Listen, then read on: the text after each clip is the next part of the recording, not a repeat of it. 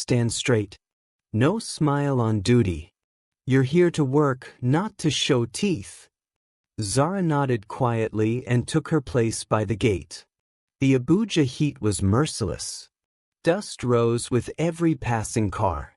She stood, sweat soaking her uniform. Some guests threw mocking glances as they entered the mansion. Ah, Senator's Gatekeeper fine past some Abuja girls. Oh. Too bad she's just a gate girl. What a waste of beauty. Others insulted her. Some of the staff mocked her for her soft voice and gentle manner. She bore it all in silence, her heart steady. At night, she would return to her small servant quarters behind the mansion, a one-room space with a wooden bed and old fan, and smile to herself. If I can survive this, I can understand the world better. In the heart of Asokoro, the wealthy district of Abuja where power breathes and the air smells of money, stood the mansion of Senator Kenechukwu Justice, one of the richest and most influential politicians in the country. His mansion was not just a house, it was a kingdom. Built of Italian marble and Nigerian pride, it had 30 rooms, 5 sitting parlors, a crystal chandelier in every corridor, and fountains that danced at sunset. Cars of luxury brands, Rolls-Royce, Range Rover, Lexus, Mercedes G-Wagon, lined the driveway like loyal guards. The compound sparkled under the Abuja sun. The gate was tall, painted royal black with gold crests of the Justice family initials. But inside this kingdom of wealth lived a young woman whose heart longed not for luxury, but for truth. Her name was Zara Justice, only daughter of the billionaire politician. Zara had returned from the United Kingdom, where she finished her master's in international relations. She was elegant, kind-hearted, and breathtakingly beautiful. Her style was effortless yet regal. She loved silk jumpsuits, diamond studs, nude heels, and light makeup that gave her the glow of royalty. Her long braids always smelled of vanilla and coconut oil. Her laughter could calm storms. Yet in all her glory, Zara was lonely. Every man that came into her life came chasing power, money, and fame, never love. Some pretended, others demanded. All left her feeling empty. So one night, in her room overlooking the Abuja skyline, Zara whispered to herself, "I will disguise. I will live among those who see no gold. If love will find me, let it find me when I am nothing." At dawn, she called her childhood nanny, Mama Ijeoma, the only one who could keep her secret. Zara asked her to help her design a fake identity, a humble female gatekeeper. Within days, her transformation began. Her soft skin was darkened with light makeup to look sunburnt. Her hair, once braided in luxury salons, was now tied into a rough ponytail. Her nails unpolished, her lips bare, her perfume replaced with the scent of soap. She wore the staff uniform, a plain brown khaki shirt tucked into black cargo trousers, with black boots and a cap marked security. When she looked at her reflection, she smiled faintly. "No one will recognize me now." And so, she began her secret journey to find love not through beauty or wealth, but through the eyes of truth. The mansion had many workers, cooks in white aprons, gardeners in green uniforms, drivers in navy blue, cleaners in cream, and guards in brown. They all respected Zara when she was the senator's daughter. But now, dressed as a gatekeeper named Z, they looked at her differently. The first day she reported for duty, the head guard barked, "New girl, you are late. Stand straight. No smile on duty. You're here to work, not to show teeth." Zara nodded quietly and took her place by the gate. The Abuja heat was merciless. Dust rose with every passing car. She stood, sweat soaking her uniform. Some guests threw mocking glances as they entered the mansion. Ah, Senator's gatekeeper fine past some Abuja girls oh. Too bad she's just a gate girl. What a waste of beauty. Others insulted her. Some of the staff mocked her for her soft voice and gentle manner. She bore it all in silence, her heart steady. At night, she would return to her small servant quarters behind the mansion, a one-room space with a wooden bed and old fan, and smile to herself. If I can survive this, I can understand the world better. Many wealthy visitors came to the Justice Mansion. Businessmen, ministers, ambassadors, all driven in sleek cars with tinted windows. Each time they arrived, Zara stood and opened the gate. They would look at her without a word, sometimes toss a 500 Nigerian nairas note at her like she was a beggar, sometimes shout at her for being too slow. They never knew the woman opening the gate for them was the daughter of the man they came to see. One even told her, "You're too fine for this work, gate girl. Come be my side chick, I'll buy you iPhone 15. Zara smiled weakly and said, "Sir, I'm fine where I am." When she turned away, tears filled her eyes, not from pain, but from how shallow hearts could be. Then came Chuka. He was one of the mansion's drivers, mid-20s, tall, dark, with warm eyes and the calmness of someone raised with values. He wasn't rich, but his soul was rich in kindness. He always greeted everyone politely, from the cooks to the guards. Unlike others, he spoke to Zara with respect. "Madam Gate, you dey try oo. Abuja son no dey joke. Make I buy you malt?" She laughed softly. "Thank you, but I'm fine." From then, friendship began to grow between them. They would sit by the staff quarters at night, share roasted plantain, talk about life, dreams, and struggles.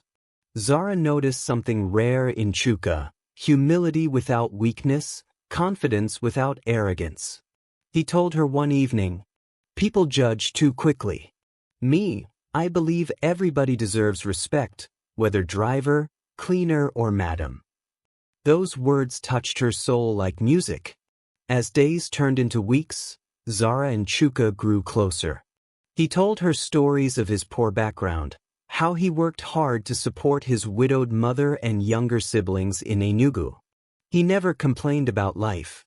He always said, "As long as we breathe, hope day."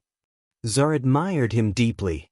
For the first time, she found someone who made her laugh not because of her wealth, but because he saw her as human. One night, while they sat under the mango tree by the gate, rain began to fall. Chuka quickly stood and held his jacket over her head. "You go catch cold, Z." She smiled, "Then you'll catch it with me." Their eyes met, and silence filled the air, that sweet silence only love understands.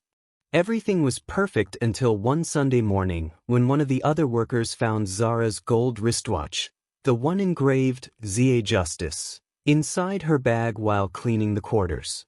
Whispers started spreading. "Gate girl day steal senator daughter things oh.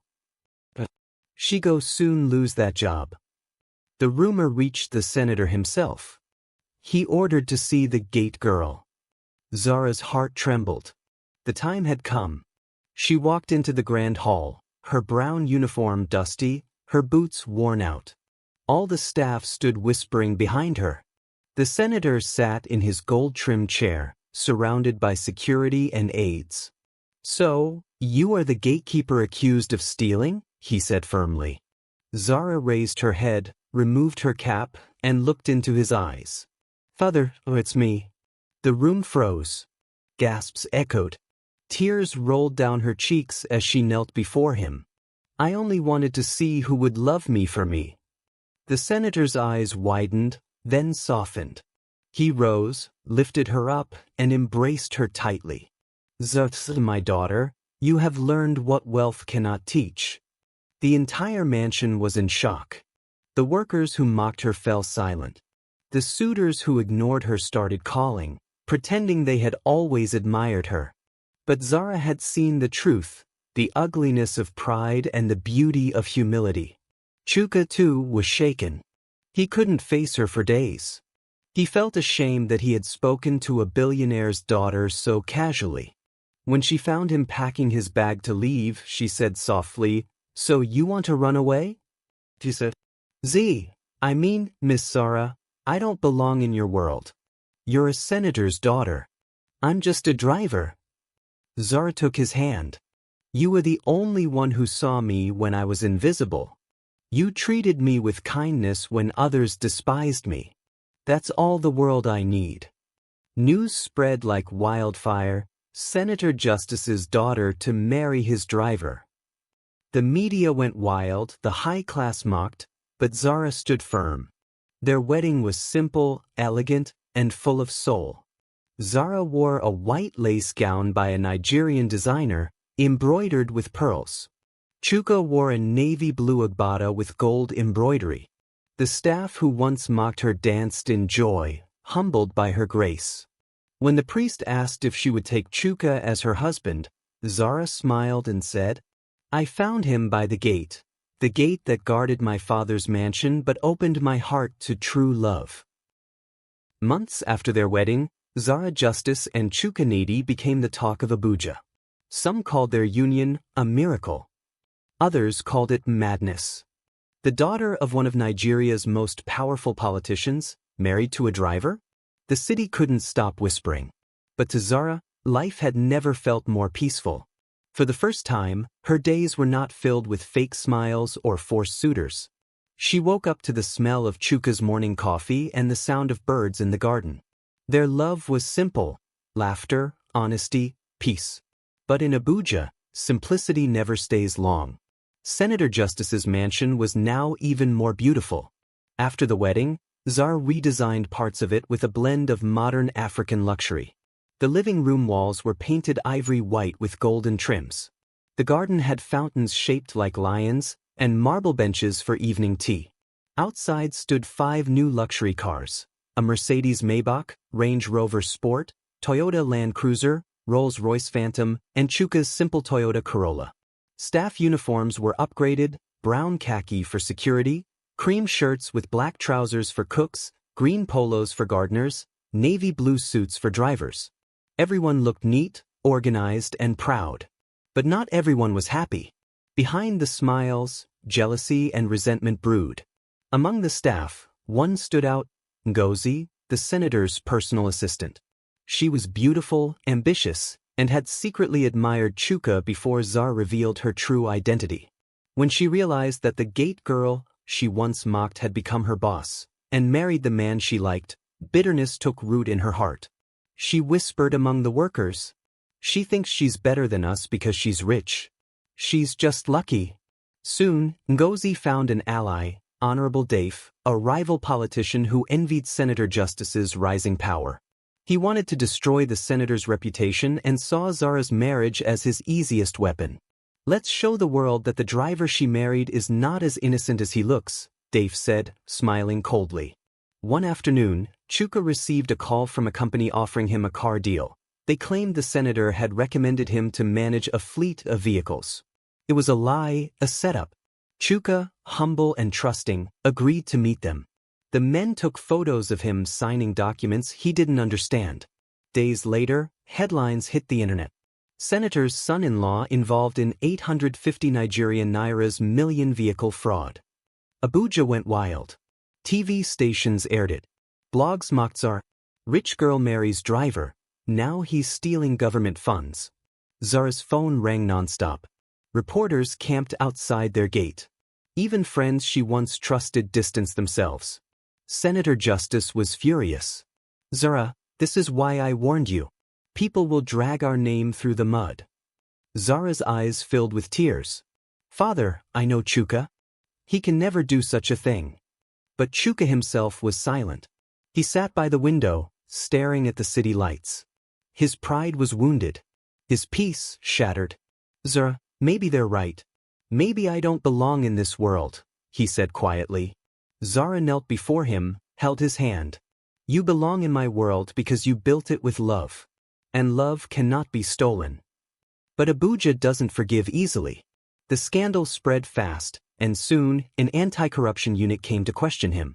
The day the police came was dark and heavy with rain. Chuka stood quietly in his simple blue shirt and jeans as the officers read the allegations. Zara tried to stop them, but they handcuffed him gently. Madam, it's just investigation, one officer said. The media took pictures.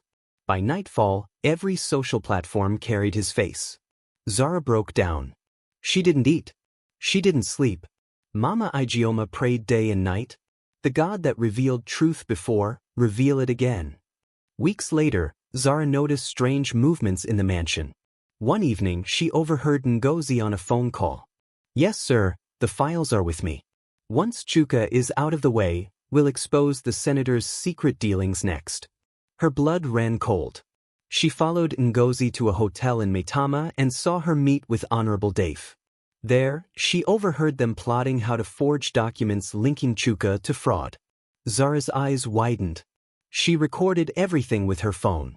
The next morning, she went straight to the senator's lawyer and presented the evidence. Within hours, the truth was out. Chuka was innocent. Ngozi and Dave were arrested, and the story flipped. Senator's son-in-law cleared of fraud, staff and politician arrested for conspiracy. When Chuka returned home, Zara ran into his arms and wept. You see? I told you truth doesn't die. He smiled weakly, tears glistening in his eyes. You believed in me when I didn't believe in myself. The senator apologized publicly. He held a press conference in his mansion, standing beside his daughter and son-in-law. This experience has taught us that the poor and the rich bleed the same when betrayed. Only character separates men. That day, the whole of Abuja saw a different kind of wealth, the wealth of love and loyalty. Months later, the mansion was alive again with laughter.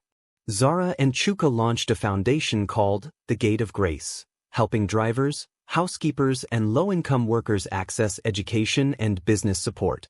During the launch, Zara addressed the crowd.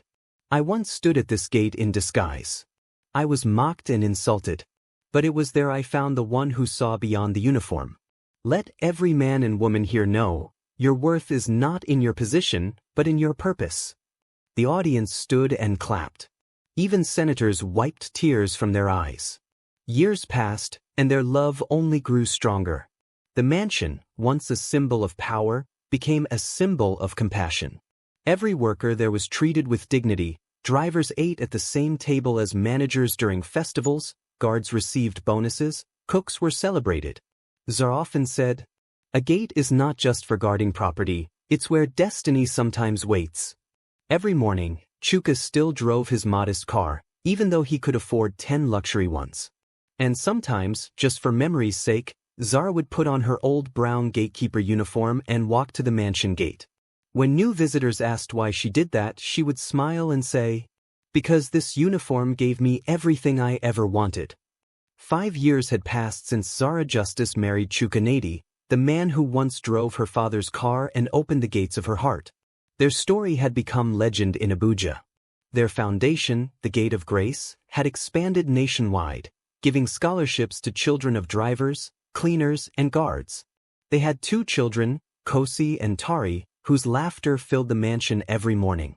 Senator Adigwe had retired from active politics, now known more for wisdom than power.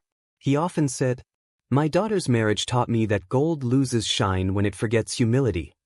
The mansion in Asokoro still glimmered with elegance.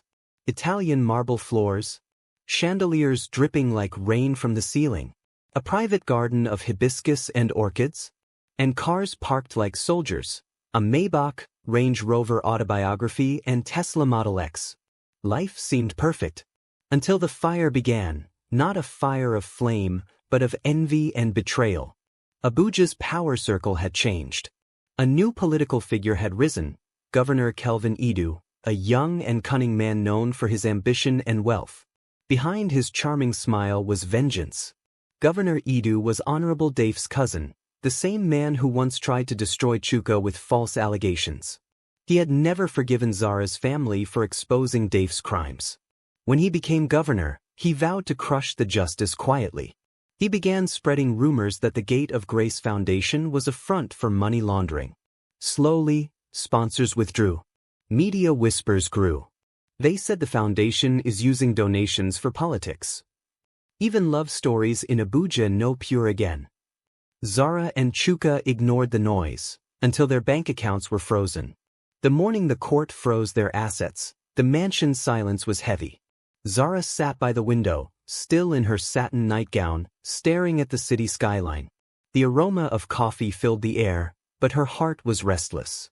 "Chuka," she said softly, "why is the world always fighting peace?" Chuka placed a hand on her shoulder. "Because truth makes liars uncomfortable." Their staff, loyal and heartbroken, continued working without pay. Mama Ijeoma prayed in the backyard every evening.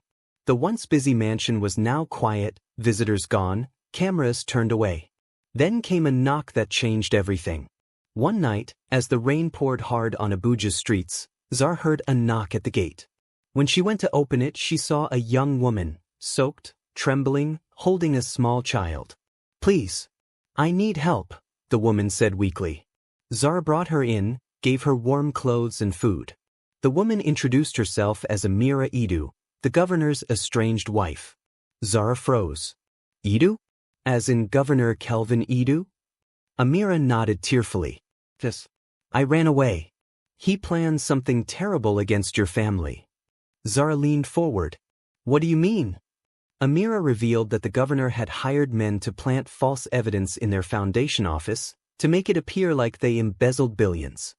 He said once the evidence is found, your husband will be arrested and your family disgraced, Amira whispered. Zara's heartbeat quickened. "When?" "Tomorrow night." Zara knew what she had to do. She couldn't involve her father, he was too old, too public.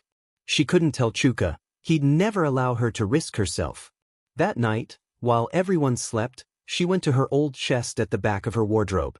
Inside it lay her old brown Gatekeeper uniform, the one she wore when she first met Chuka. She smiled faintly, touched it gently, and said, "It's time to wear truth again." At dawn, she disguised herself once more, hair tied back, face without makeup, wearing the uniform and boots. She took a small camera, hid it in her cap, and went straight to the foundation's building in Was 2, pretending to be a cleaner. By midnight, 2 men entered the office, exactly as Amira had warned. Zara hid behind the glass wall, recording as they planted fake documents and cash bundles in the safe. One of the men called someone on the phone. "It's done, sir. The evidence is ready. By morning, the press will get the story." Zara stepped out from hiding. Not if the world hears the truth first. Before they could react, she revealed her camera. The men tried to grab it, but she ran, dashing through the back door into the street, rain pouring, adrenaline rushing. A car chased her. She stumbled, fell, but kept running until she reached the old gate of the Gate of Grace Foundation. And there, standing by the gate in shock, was Chuka, holding an umbrella. "Zara? What are you doing here dressed like that?" Before she could speak, the men's car screeched nearby. Chuka shielded her as they fled into the night, with the evidence safe in her hands. The next morning, they released the video publicly, showing how the governor's men planted fake evidence. It went viral instantly. TV stations aired it. The governor's face turned from charm to shame. The government launched an emergency investigation. Within days, the governor was impeached. Zara's name was cleared again, not by wealth, not by power, but by courage and truth. The whole of Abuja bowed to her bravery. Newspapers called her the woman who wore a gatekeeper's uniform twice and saved a nation's truth. Months later, the Gate of Grace Foundation reopened with new strength. Chuka was appointed by the government as special advisor for public welfare. Zara continued leading her charity, training women in self-worth and entrepreneurship. Senator Justice, proud beyond words, told her, "Zara, you have taught me that true leadership is not in sitting high, it's in stooping low to lift others." Their mansion buzzed again with joy, children playing, staff singing, visitors coming not for money, but for wisdom. One afternoon years later, Zara took her daughter Kosi by the hand and walked to the same gate where it all began. She wore the brown uniform once more. "Mummy," Kosi said shyly, "why are you wearing that again?" Zara smiled, looking at the gate with gentle eyes. "Because this gate taught me life's greatest secret, that love, humility, and truth can open doors that money cannot." From a distance, Chuka watched her, the woman who had transformed his life, his world, and his destiny. He whispered softly, "My queen." In the city of Abuja, where power often crushes purity, the story of Zara and Chuka justice became more than gossip. It became legend. Every mansion, every gatekeeper, every driver, every worker knew their names. For they proved that greatness isn't born from gold or titles, but from the courage to love truth even when it costs everything. And so, the tale ends not with wealth or politics, but with a gate that once guarded riches, now guarding love, legacy, and light. Moral of the story: love does not wear designer clothes, it wears sincerity. Humility can hide behind the richest walls. The gate of wealth is often opened by the hands of truth. The world will always test the love that is true. In the city of pride, those who kneel for truth stand tallest. And no matter how powerful or poor, only love can silence a lie. A gate may hide the humble, but destiny will always reveal the great. True love doesn't wear crowns, it builds them. And in the city of pride, humility will always be the strongest gatekeeper. Don't forget to like, comment, share, and subscribe for more powerful Nigerian emotional stories from Noble Folktales 247.